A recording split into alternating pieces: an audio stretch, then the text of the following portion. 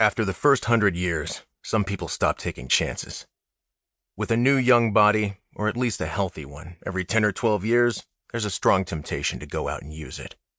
But if you did try to occupy centuries climbing mountains, skin diving, abseiling, and so forth, sooner or later the force of statistics would catch up with you.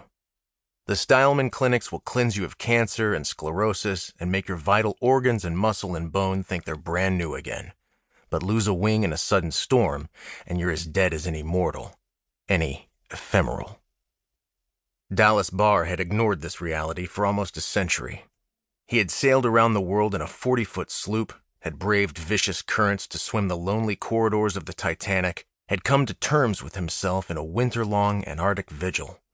On the moon, he had climbed the Strait Wall and tramped the Plato Desert in search of fairy lights. He had bought his way onto the first team to climb Olympus Mons on Mars. Then, just before his 9th rejuvenation, he had been rappelling down an easy cliff in Australia's Blue Mountains when a foolproof rope snapped to give him 3 seconds of weightlessness and then a broken back. That almost killed him, twice. It's hard to amass a fortune immobilized inside a body cast and either distracted by constant pain or dulled by analgesia.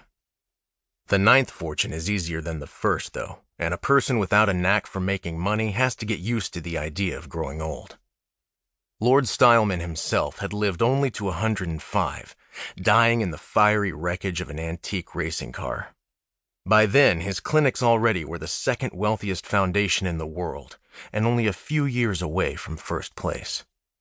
The only people who got immortality for free were King Richard, a few politicians and administrators, and about 100 medical people, each of whom guarded one part of the complicated secret that was the Stileman Process.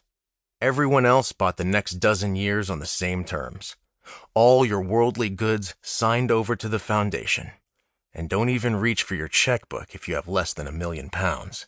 Your perennial £1 million didn't buy true immortality, not in the absolute sense. The Stileman regeneration clinics could slow down the decay of brain tissue, but couldn't stop it altogether. Nobody had lived long enough to put it to the test, but from the clinic's extrapolations, it looked as if the upper limit would be less than 1,000 years. Sooner or later, your brain would fog up, and when your time came around, you wouldn't be able to find £1 million. You would grow old and die. Dallas Barr didn't spend much time mulling over that, even though he'd been in the first Stileman group and was therefore one of the oldest people in the world. Tightrope walkers don't worry about distance records. When he'd hurtled down the side of that cliff, Dallas had been in the 9th year of his current rejuvenation. A disastrous poker game in Adelaide, which he'd hoped would put him over the £1 million mark, had left him with less than 50,000 Australian dollars. He had about 2 years to multiply that by 60,